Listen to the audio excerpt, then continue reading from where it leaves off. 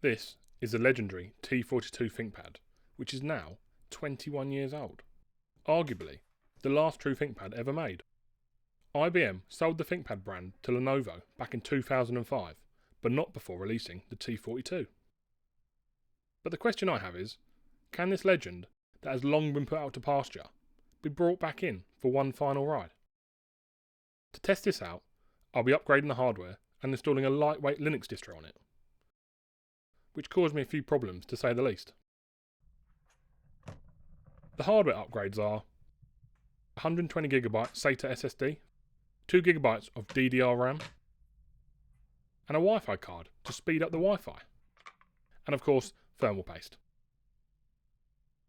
But first off, anyone who has access to a machine that's running Windows XP should do this one thing, and that is of course play pinball.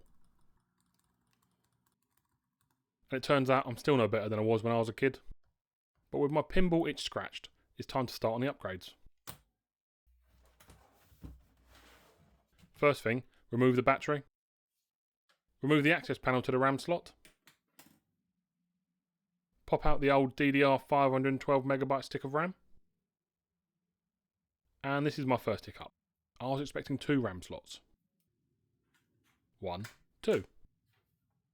And I decide this is going to be a problem for future me. Pop the old RAM back in and I carry on. Hard drive time. This is an old 2.5 inch 70GB 44-pin PATA hard drive. This is an old beast. And surprisingly, still working. To upgrade this, I have an mSATA to 44-pin adapter caddy, which allows me to plug in a 120GB SATA SSD.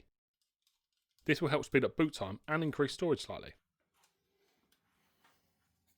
With the smallest screws known to man, I screw the adapter caddy together.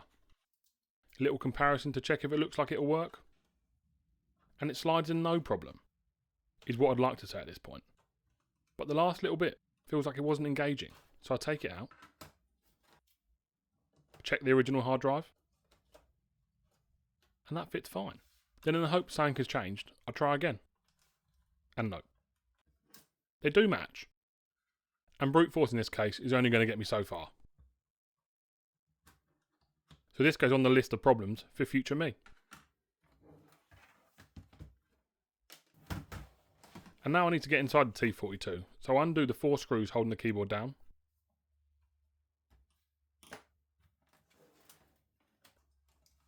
Then sort of pry and slide the keyboard up, exposing the motherboard below. Disconnect the ribbon cable. Also worth mentioning, this is the best laptop keyboard I've ever used. And this is me thinking, you might be able to hear the gears turning if you listen close enough. And then I see it. The second stick of RAM. Old 512MB stick out.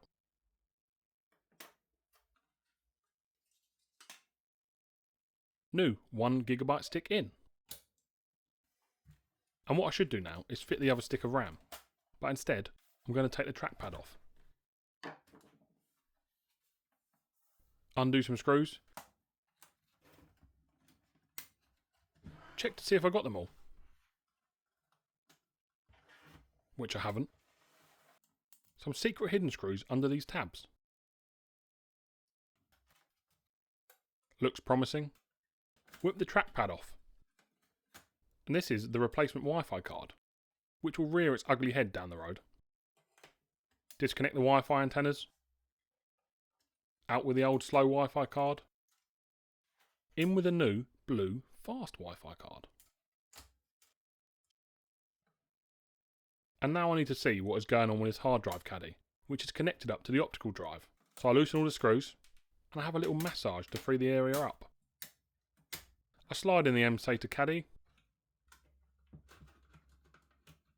and Yes. if you couldn't tell, I'm pleased about this. Yes. Good. Screw the caddy into place, and that's a second job ticked off the list now. I fit the other stick of RAM, and now we're flying through these upgrades. That's the RAM done. To celebrate my success, a green beer for a chap dressed in green. Next up, the CPU, which is a bit special in these T42s. You got to admit, it looks a hell of a lot cooler in here than a modern laptop. Right, this is going to be crusty. Where's the cable? There's the cable. Okay. Thermal paste so old, it's not thermal paste colour. This is exciting. There you go. A removable, upgradable CPU on a laptop. Mad. That went that way. I don't have the 2 GHz CPU upgrade for the T42 as I couldn't get my hands on one. Moving on, clean the old crusty thermal paste off, clean the noisy CPU fan out. I think that's foam. At least I hope it is. Scrape, blow and brush. Repaste the CPU. Fit the CPU cooler back in. Hook up the CPU fan. Quick brush and a dust down. Fit the trackpad. Connect up and fit the keyboard, which requires an awkward sliding pulling motion to lock it back into place. Screw everything back together. Turn it on and hope for the best. Remember that Wi-Fi card? Turns out the T42 doesn't like it and I get this error message. So I tear the T42 apart, fit the old, slow Wi-Fi card, put it all back together. With that all done, I give the ThinkPad a scrub with some soapy water. And it scrubs up alright for a 21-year-old laptop. Side note, I've been busy doing DIY, so excuse the plasterboard and random bit of wood here. Linux time. This was harder than it should have been, and that's mainly down to user error. The T42 is so old school it basically can't boot from USB, so installing an OS means burning CDs. Proper retro. And I've just put in a CD with Puppy Linux ISO on, so now I'm sorting the boot order out. The first snag I hit is the mSATA caddy isn't seated correctly, so it's throwing an error. And after reseating the mSATA caddy, I get to the Puppy Linux install screen, which is a mini fist bump moment all in itself. Only to find out the T42 CPU is so old that Puppy Linux kernel on the disk expects PAE, and the T42 doesn't support it, so it won't boot. Moving on, out with Puppy Linux, in with antiX Core. Hooking up Ethernet this time.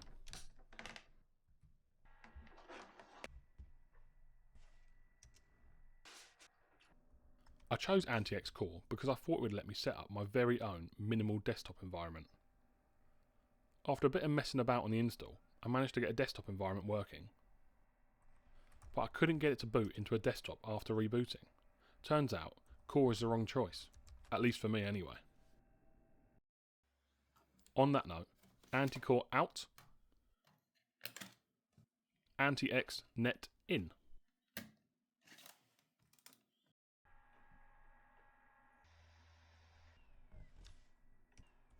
Little bit of setup. This should work.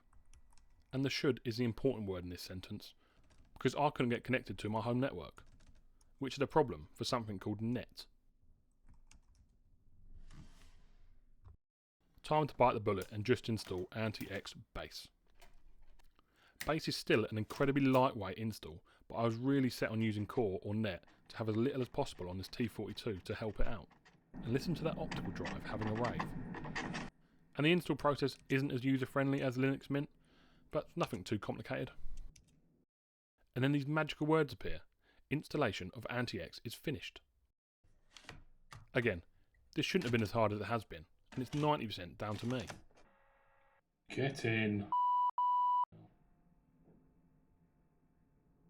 And now we have a working distro on here, let me do a brief explanation and comparison of Puppy Linux and antiX. Originally, I tried running Bionic Pup, which is a Puppy Linux distro built from Ubuntu packages. Puppy works a bit differently from traditional Linux installs. When it boots, it loads most of the core operating system, things like the kernel, drivers, desktop, and even some applications, into RAM, and that's why Puppy can feel extremely fast once it's up and running. The downside is it relies more heavily on RAM, and on older hardware you can sometimes run into CPU compatibility issues. In my case, This is what happened to the T42. So Puppy Linux just wouldn't boot. Which is why I quite happily jumped to antiX, which is Debian based and rapidly becoming one of my favourite distros. antiX works much more like a traditional Linux system. It loads only what it needs into RAM, like the kernel, drivers and core system services, and then runs everything else directly from disk. Applications only get loaded into RAM when you actually open them.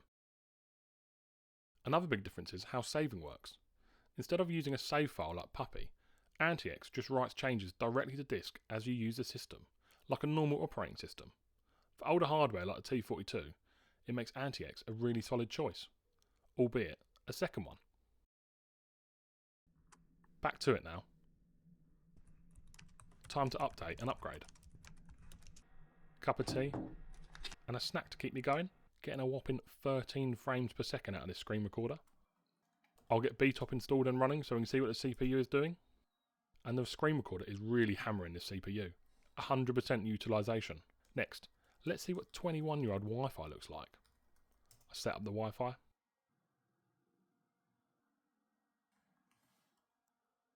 And there you can see it. It's connected to the Wi-Fi. So this card does work. Pushing my luck here, let's try out Firefox. Going to do a Wi-Fi speed test.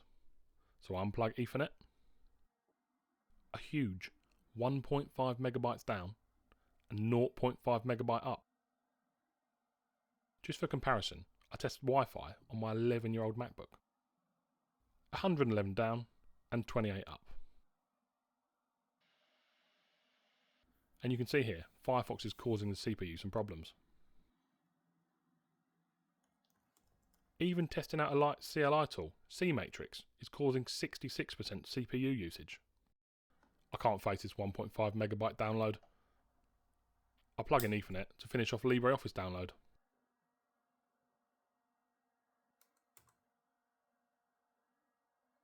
I'm trying to put a use case spin on this T42. It does have a really nice keyboard, so it could work as a document writer in 2026, but that's about all I've got. The required NeoFetch. antiX base is running Bookworm, not Trixie. 1,358 packages installed.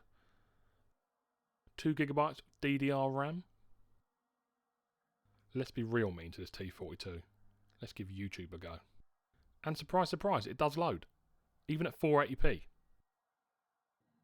Let's knock it down to 240p for a smoother experience. But isn't it funny how the ads still manage to run flawlessly? Thought I'd check out what Wi-Fi speed it's getting over Ethernet. 15 megabyte up and 15 megabyte down. Also, while I'm messing about, look how much RAM it's using. It's hovering around 300 megabytes, which blows my mind, compared to Windows 11 using 3.3 gigabytes to do nothing. Let's check out this 21-year-old battery. And it's not looking too healthy, 25% capacity from its original. But given its age, I think we can agree to let it off. And well, there you go, the legend that is the T42, the last true ThinkPad. Is it fast? No. Is it practical for modern workloads? Also no. But does it still work? Still write documents? Still gets online? Just about. And still has one of the best laptop keyboards out there? Absolutely. And honestly, that's kinda legendary. Thanks for watching. Joe.